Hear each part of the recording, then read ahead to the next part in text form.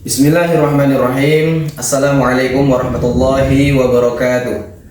Alhamdulillahirabbil alamin, lahun ni'matu wa lahul fadlu wa lahus sana'ul hasan. Shalawatullahil baligir rahim wal malaikatil muqarrabin ala sayyidina Muhammadin wa ala alihi wa sahbihi at-tayyibin at-tahirin. Allahumma la sahla illa ma ja'altahu sahla wa anta ya hayyu ya qayyum taj'alul hazna idza syi'ta sahla. Allahumma rzuqna al-ikhlasa niyyati fil qawli wal amal. Udzakiru nafsi wa iyyakum bi ikhlasin niyyah lillahi ta'ala. Di sini saya atas nama Miftahul Mujahidin dari Prodi PAI semester 1. Saya akan membuat tugas mata kuliah komputer, yaitu membuat video tentang mengajar dengan materi PAI. Di sini saya akan membawa pelajaran, yaitu pelajaran fikih yang judulnya adalah bab thaharah.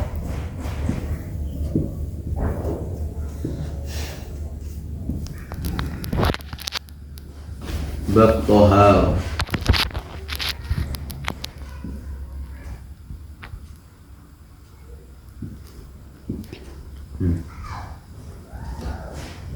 Dalam kesempatan kali ini ada beberapa materi atau beberapa pembahasan yang akan kita bahas, yaitu yang pertama adalah pengertian thaharah.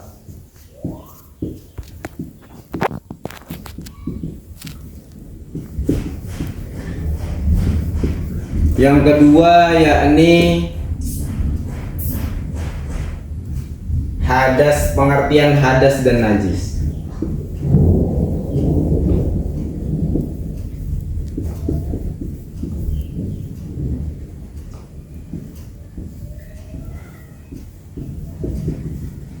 Yang ketiga yaitu cara bersuci dan macam-macam air.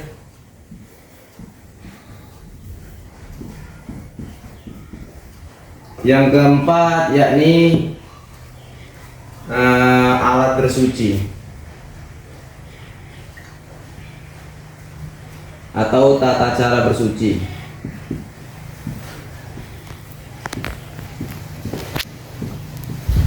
Yang kelima yaitu adalah fungsi thaharah.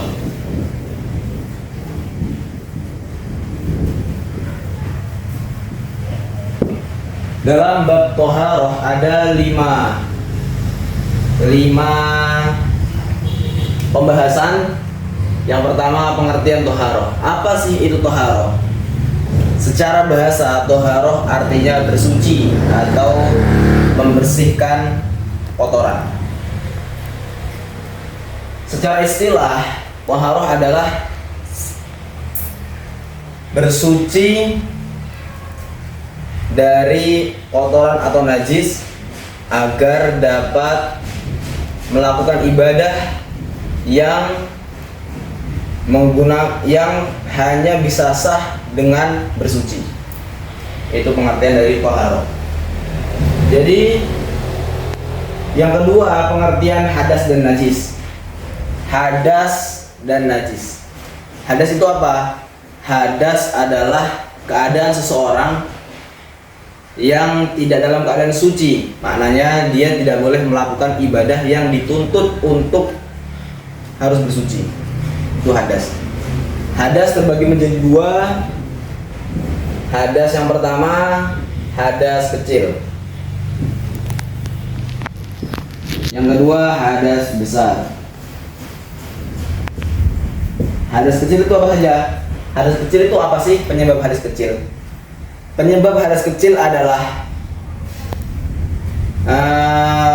yang pertama, dalam kitab Safinatun Najah diterangkan, hadas kecil atau batalnya orang dari wudhu itu yang pertama bersentuhannya kulit laki-laki dan perempuan yang sudah besar keduanya, yang sudah balik maksudnya. Kemudian keluarnya sesuatu dari dua jalan, baik dari jalan depan ataupun jalan belakang, seperti kentut atau BAB ataupun air kecil, kecuali mani. Kalau mani tidak membatalkan wudhu, akan tetapi dia mewajibkan untuk mandi besar. Kemudian apa lagi? Hilangnya akal. Jadi kalau misalnya ada orang sudah wudhu, tidur, maka hilang akalnya, dia sudah tidak sadar diri, maka dia batal wudhunya. Ya, ini dia dalam keadaan hadas kecil. Atau dia gila sementara, gila atau mabuk, maka dia batal wudhunya. Ada orang ingin sholat, sebelumnya dia berwudhu, kemudian setelah wudhu dia pingsan misalnya, hilang akalnya, maka batal wudhunya. Dia tidak diperbolehkan untuk sholat atau melakukan ibadah-ibadah, melakukan amal yang dituntut harus suci dari hadas kecil. Itu penyebab-penyebab hadas kecil.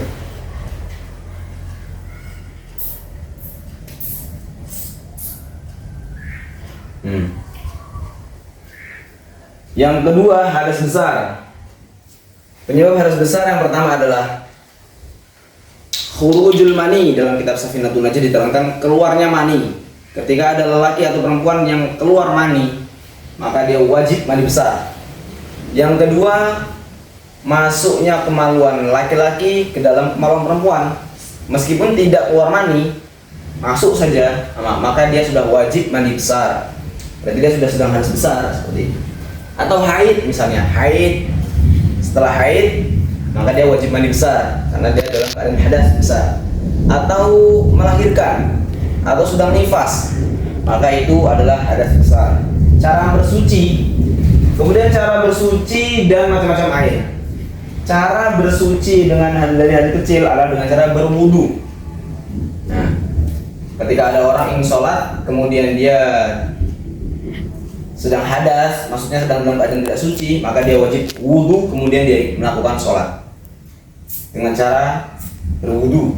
Hadas kecil, cara bersuci, cara mensucikan diri dari hadas kecil. Kemudian hadas besar, cara bersuci dengan hadas besar adalah mandi junub, mandi besar. Setelah orang itu selesai dari haidnya, maka dia wajib mandi besar.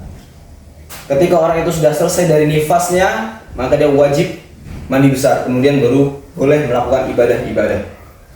Ketika orang setelah keluar mani, maka dia wajib mandi besar, karena dia sedang dalam keadaan hadas besar. Haram melakukan ibadah sementara dia dalam keadaan hadas. Haram bagi orang yang hadas untuk masuk ke dalam masjid, tidak boleh. Ada orang lagi hadas besar, habis keluar mani masuk masjid, maka tidak boleh. Kenapa tidak boleh? Karena ini salah satu larangan Rasulullah untuk memuliakan masjid. Masjid itu adalah tempat yang mulia, maka janganlah orang itu masuk ke dalam masjid ketika dia sedang hadas besar, tidak boleh. Dan hendaknya seseorang yang sedang hadas besar cepat-cepatlah untuk bersuci dari hadas tersebut. Maknanya ketika ada orang keluar mani, maka dia sesegera mungkin bagaimana caranya untuk cepat-cepat mandi besar. Nah, seperti itu. Mandi besar, hukumnya wajib. Dan cara bersuci. Kemudian najis, hadas dan najis. Sekarang najis. Najis itu terbagi menjadi 3 golongan. Yang pertama namanya najis yang paling berat, namanya mughalladhah. Yang kedua namanya najis mutawasithah. Yang ketiga namanya najis mukhaffafah.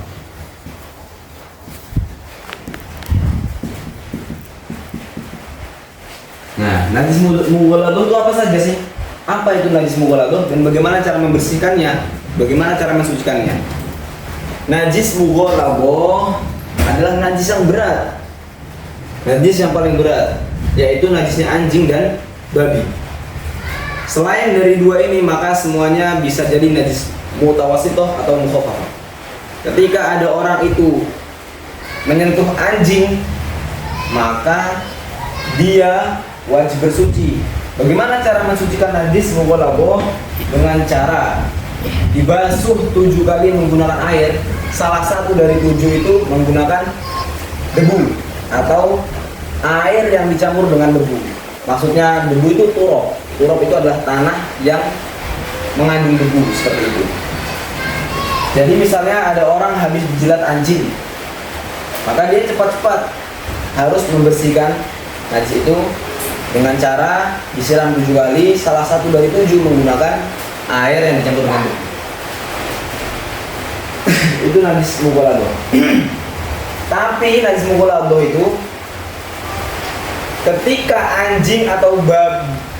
anjing itu basah, ketika ada anjing basah, tanganmu juga basah, sama-sama basah, kamu pegang, maka tidak najis.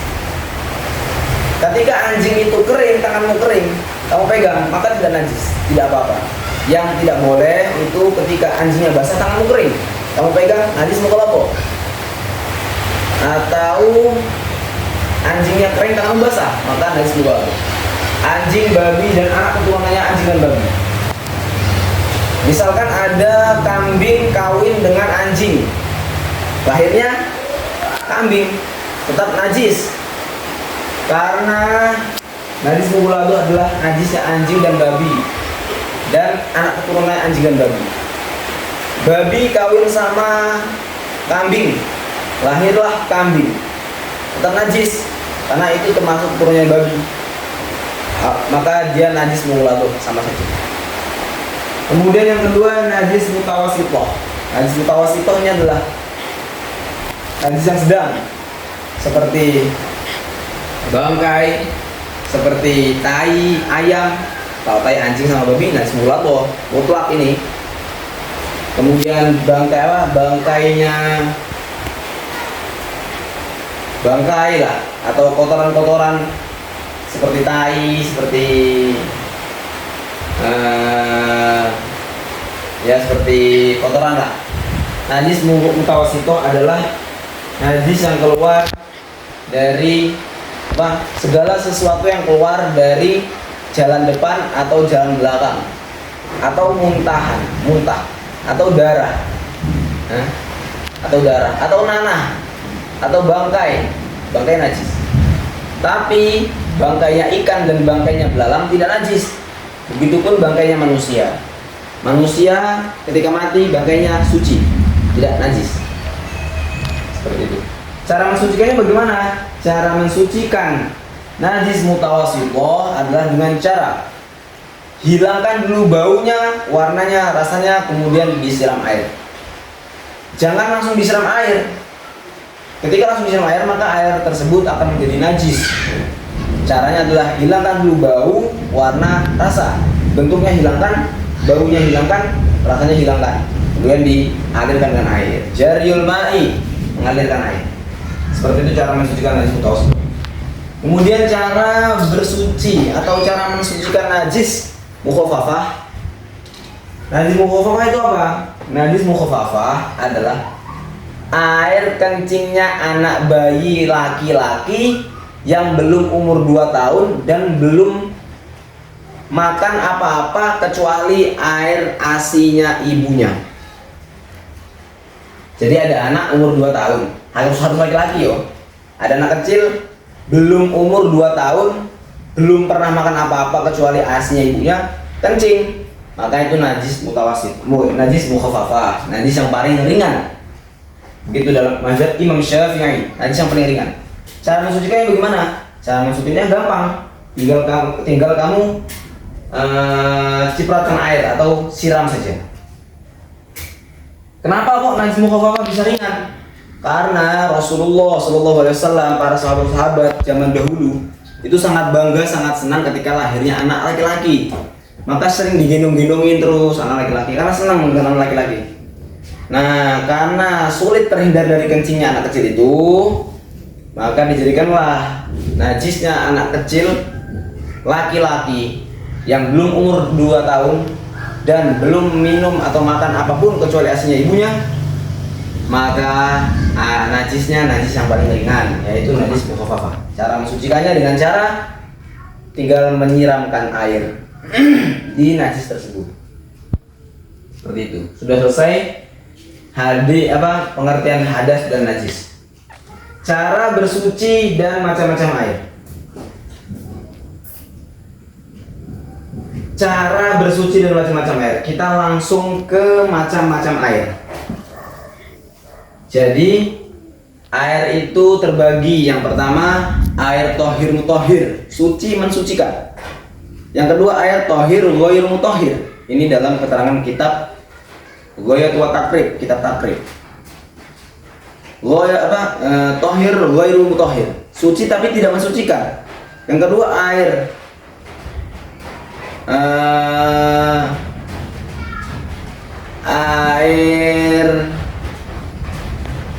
najis. Yang kedua air mutanajis, yang terkena najis. Air suci misalnya air suci itu seperti air yang mutlak, bisa dipakai buat bersuci, bisa pakai buat mandi. Yang kedua air yang suci tapi tidak bisa mensucikan. Seperti apa? Seperti kopi misalnya, kopi, teh. Nah itu kan suci toh. Air teh, kopi, susu suci, tapi tidak bisa mensucikan. Tidak boleh ada najis kamu sucikan pakai es kopi, tidak boleh. Maka tidak bisa mensucikan. Yang kedua air mutanajis. Air mutanajis adalah air yang terkena najis. Ketika ada air yang tidak 2 kulah, kurang dari 2 kulah. 2 kulah itu berapa? 2 kulah itu adalah 180 liter atau 200 liter kita gunakan. Kalau diukur itu sepanjang 4 diro. Ada kotak panjangnya segini, 1 diro. 1, 2, 3, 4, semuanya panjangnya 1 diro. Maka itu sudah air 2 kulah. Ketika ada najis kemasukan, najis masuk ke dalam air 2 kulah, maka ketika tidak merubah bau, warna, rasa, air itu tetap suci. Tapi ketika ada air yang kurang dari 2 kulah tadi atau kurang dari 200 liter kemasukan najis, maka air tersebut semua menjadi najis. Yang ketiga air najis. Air najis itu seperti air kencing atau kita muntah, segala sesuatu yang keluar dari lambung, maka itu najis. Kita muntah itu najis, tidak boleh. Nah, kencing, BAB misalnya, itu adalah air yang najis mutlak. Arak juga najis, tidak boleh digunakan sebagai alat bersuci. Air itu terbagi menjadi 7 macam. Yang pertama air laut, air sungai, air hujan, air sumur, air sumberan, air embun, dan air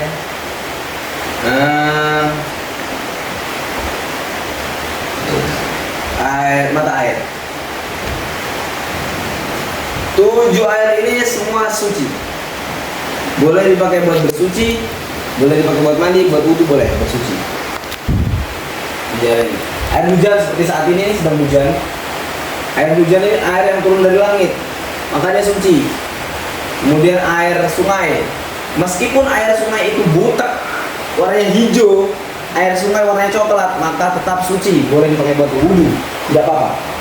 Karena itu qoyid lazim, keadaan sesuatu benda yang tidak bisa dipisahkan, seperti sungai dengan debu-debu di sungai, tidak bisa dipisahkan.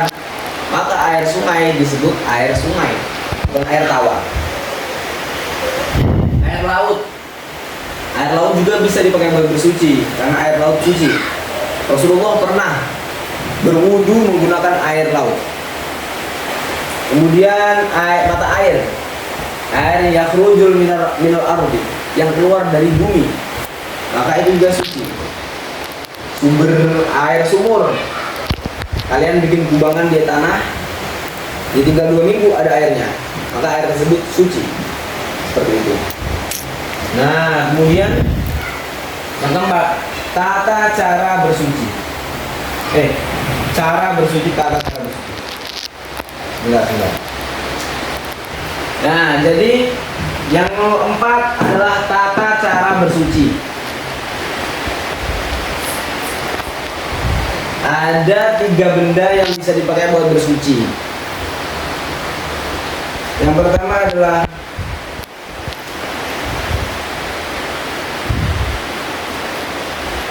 alat bersuci ya. Ini bukan, ini alat bersuci. Alat bersuci. Alat bersuci. Alat bersuci ada 3. Yang pertama air, atau yang kedua menggunakan batu, yang ketiga menggunakan debu. Ketika orang mau cebok tidak ada air, maka boleh menggunakan batu. Ketika ada orang tidak ada air, pengen sholat, maka boleh tayamum menggunakan debu. Tapi sejatinya yang bisa digunakan untuk bersuci hanyalah air, Kemudian fungsi toharoh yang terakhir. Apa fungsi toharoh? Toharoh berfungsi untuk bagaimana kita diajarin menjadi orang yang bersih. Bagaimana ibadah kita bisa sah? Karena ibadah tidak akan sah seperti sholat, tidak akan sah kecuali kita telah mempelajari bab toharoh. Fungsi toharoh sejatinya adalah bagaimana cara agar ibadah-ibadah kita, jiwa kita bisa suci, ibadah kita bisa benar, bisa diterima oleh Allah Subhanahu wa taala, yaitu adalah dengan cara kita memperbaiki toharoh kita, memperbaiki belajar fikih kita, dan bagaimana kita melakukan ibadah-ibadah yang benar dengan melakukan atau dengan mengaplikasikan toharoh dalam keseharian kita. Sekian dari saya, Miftahul Mujahidin. Kurang lebihnya mohon maaf. Assalamualaikum warahmatullahi wabarakatuh.